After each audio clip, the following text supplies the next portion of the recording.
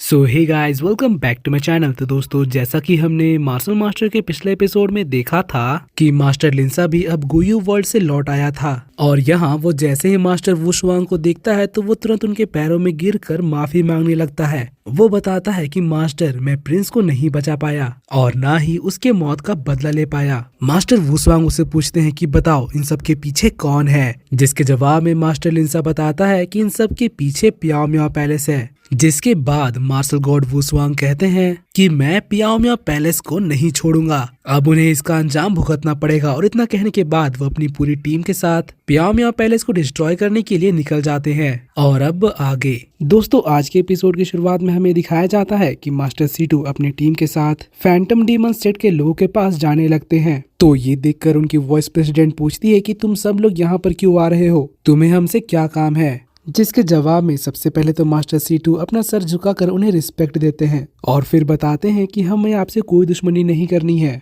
और ना ही हम किसी बुरे इंटेंशन से आपके पास आ रहे हैं, हमें तो बस आपसे एक इन्फॉर्मेशन चाहिए। जिसके बाद फिर वो सीसी से पूछने लगते हैं कि क्या तुम्हें चैन साओ के बारे में कोई खबर है, क्या तुम जानती हो कि वो कहाँ पर और किस हालत में है। अब ये चीज सुनकर चैन सीसी की बोलती बंद हो जाती है। वो बहुत ही ज्यादा सैड थी। सभी लोग होप लगाकर उससे जवाब एक्सपेक्ट कर रहे थे। इसीलिए फिर फैंटम डीमन सेट की मास्टर आगे बढ़कर उन सभी को बताती है कि चैन साओ मर चुका है। तो ये खबर सुनकर सबके होश उड़ जाते हैं। किसी को भी यकीन नहीं हो रहा था कि चैन साओ मर चुका है। मास्टर C2 तो सदमे में चले जाते हैं। वहीं बात करें जीरुयो की तो वो खुद को कंट्रोल नहीं कर पाती और वहीं पर जोर जोर से रोने लगती है। लॉर्ड ओयांग भी इस बात से बहुत ही ज्यादा शॉक्ड थे। फिर उन सब की ये हालत देखकर चैन सीसी बोलती है कि हाँ, ये बात सच है कि चैन साओ मर चुका है, मगर उसकी मौत मुझे बचाने की वजह से हुई है। वो अपने आखिरी दम तक भी अपने दोस्तों के बारे में सोच रहा था। सभी लोग इस बात से बहुत ही ज्यादा सैड हो जाते हैं। फिर चैन सीसी एक एनर्जी का ब्लास्ट करती है और उसके इस ऑरा को देखकर फैंटम डीमन सेट की वॉइस मास्टर कहने लगती है कि ये तो डेमोनिक सेक्ट का हाईएस्ट सीक्रेट टेक्निक है जिसका नाम पाथ ऑफ रूथलेसनेस है। चैन सीसी ने इसको मास्टर कर लिया है। इस टेक्निक को मास्टर करने के लिए अपने किसी खास को सेक्रीफाइस करना होता है और वही चीज अभी चैन सीसी के साथ हुआ है। तभी हमें दूर से एक धमाके की आवाज आती है। मास्टर वुशवान कह रहे थे कि प्याओ म्याओ पैलेस, मैं तुम्हें पूरी तरह से बर्बाद कर दूंगा। तुम्हारे सेक्ट का हर एक मास्टर, हर एक एल्डर और हर एक डिसाइपल मारा जाएगा। तभी फैंटम डीमन सेट की मास्टर कहती है कि चलो हमें भी अब वहां जाकर देखना चाहिए। और इतना कहते ही वो अपनी टीम के साथ लड़ाई वाली जगह में जाने लगते हैं। मास्टर C2 भी अपनी टीम के साथ यहाँ से अब निकल जाते हैं। जिसके बाद फिर हमें एक डायमेंशन क्रैक दिखाया जाता है जिसके अंदर से एक रेड जेड बोतल निकलता है और उसके अंदर से डीमन मास्टर चियान और थंडर प्रिंस मोली बाहर आते हैं। चियान वापस अर्थ में पहुंचने की वजह से काफी ज्यादा खुश था और वो जोर जोर से हंसते हुए कहने लगता है कि फाइनली मैं गुयू वर्ल्ड से बाहर आ गया, अब मुझे कोई नहीं रोक सकता। इस दुनिया में जल्द ही मेरा राज होगा। वहीं बात करें प्रिंस मोली की तो इतना ज्यादा ट्रैवल करने की वजह से उसकी हालत काफी ज्यादा खराब हो जाती है। तो फिर चियान उसके पास जाकर पूछने लगता है कि तुम ठीक तो हो ना। मगर यहाँ मोली तो उसको देखकर शॉक्ड हो गया था क्योंकि उसके सामने अब कोई खतरनाक डीमन नहीं बल्कि एक सुंदर सी लेडी थी। चियान उसकी नजरें देखकर समझ जाता है कि इसका इरादा ठीक नहीं है। वो कहता है कि लड़के, आखिर तुम क्या देख रहे हो, ये मैं हूँ डीमन मास्टर चियान। मगर अपनी इस बॉडी की वजह से वो खुद भी काफी ज्यादा एम्बेरस हो रहा था। मौली बार बार उसी को घूर रहा था।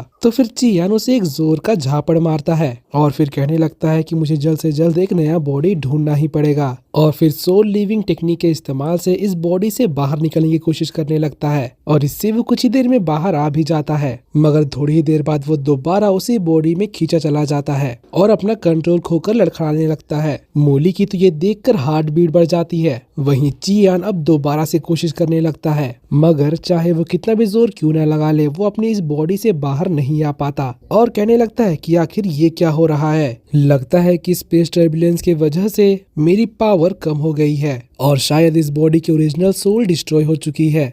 तभी प्रिंस मोली कहने लगता है कि अगर ऐसी ही बात है तो मास्टर, अब आपको हमेशा के लिए इसी बॉडी को अपना लेना चाहिए। सच कहूँ तो इसमें आप पहले से काफी ज्यादा बेहतर लग रहे हो। तो फिर चियान ये सुनकर काफी ज्यादा गुस्सा हो जाता है और उसके ऊपर एक जोरदार पंच मारता है जिससे मोली उड़कर दूर गिर जाता है। फिर चियान कहता है कि तुम्हारी ये बकवास बंद करो, अगर ऐसा ही चलता रहा तो मैं जल्द ही पागल हो जाऊंगा। मगर तभी वो नोटिस करता है कि एक पावरफुल चीज उनके तरफ बढ़ रही है, इसीलिए वो तुरंत प्रिंस मोली को लेकर यहाँ से भागने लगता है और इसके लिए वो एक पोर्टल खोलकर गायब हो जाता है। जिसके कुछ ही देर बाद हमें आसमान में एक पावरफुल लेडी को दिखाया जाता है। वो काफी स्पीड से यहाँ पर आई थी और कहने लगती है कि मैंने यहाँ पर एक बहुत ही ज्यादा खतरनाक ऑरा सेंस किया था, लेकिन अब वो अचानक से गायब हो चुका है। फिर वो यहाँ पर चारों तरफ इस चीज की छानबीन करने लगती है और उसे पोर्टल के कुछ पार्टिकल्स नजर आते हैं।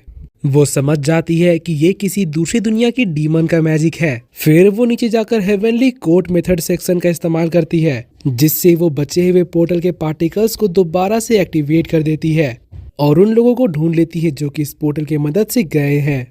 चियान भी ये चीज नोटिस कर लेता है और तुरंत मोली को बताता है कि हमें ढूंढ लिया गया है। वो लेडी इधर कहने लगी कि इस मैजिक का यूजर तो पियामिया पहले से बिलोंग करती है, मगर गुयू वर्ल्ड से बाहर निकलने के बाद ये अपने वॉइस प्रेसिडेंट को रिपोर्ट करने के बजाय ऐसे अकेले क्यों भाग रही है और उसके अंदर से डीमन मैजिक का ऑरा क्यों निकल रहा है। मुझे इस बारे में पता लगाना ही होगा। और इतना कहते ही वो तुरंत उस पोर्टल के अंदर चली जाती है। डीमन मास्टर चियान समझ गया था कि अभी इस कंडीशन में वो फाइट में उससे नहीं जीत पाएगा, इसलिए वो तुरंत अपना रेड जेड बोतल निकाल कर मौली के साथ उसके अंदर चला जाता है। और इससे पहले कि वो लेडी यहाँ पहुँचती वो दोनों यहाँ से गायब हो चुके थे। लेडी यहाँ पर चारों तरफ दिखती है मगर उसे कोई नजर नहीं आता। फिर वो अपने मैजिक का भी इस्तेमाल करती है मगर इसका भी कोई फायदा नहीं होता। इस पूरे एरिया में उसे किसी का भी ऑरा महसूस नहीं हो रहा था। वो कहती है कि ये तो इम्पॉसिबल है, इतनी जल्दी कोई कैसे गायब हो सकता है। मुझे इस बारे में जल्द से जल्द पियामिया पैलेस के एम्परर को बताना ही होगा। और इसके बाद फिर वो यहाँ से चली जाती है। फिर सीन चेंज होता है और हमें चैन साओ को दिखाया जाता है जो कि अपने न्यू वर्ल्ड में कल्टीवेशन कर रहा था, जिससे उसकी पावर काफी ज्यादा तेजी से बढ़ रही थी। डीमन कैट उसके फास्ट प्रोग्रेस को देखकर हैरान हो गया था और फिर उसके पास जाकर कहने लगता है कि तुम तो पहले से काफी ज्यादा इम्प्रूव हो चुके हो, वो भी इतने कम समय में। और दोस्तों इसी के साथ आज का ये एपिसोड यहीं पर खत्म होता है। अगर आपको मेरी एक्सप्लेनेशन और ये एपिसोड पसंद आए तो प्लीज वीडियो को लाइक कर देना और जाने से पहले चैनल को सब्सक्राइब करके बेल नोटिफिकेशन भी ऑन कर लेना, ताकि जैसे ही इसका नेक्स्ट एपिसोड आए तो आपको सबसे पहले पता चल जाए। तो मिलते हैं आपसे अगली वीडियो में, तब तक के लिए bye bye, be happy, be safe and thanks for watching.